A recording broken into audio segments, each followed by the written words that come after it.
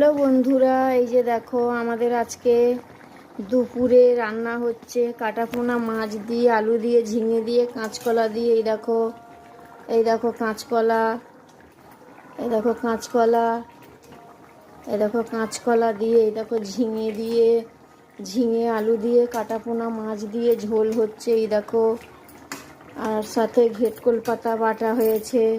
এই দেখো কিছুটা মাছ ভেজে তুলে রেখেছি। এই দেখো মাছ টকবক টকবক করে ফুটছে।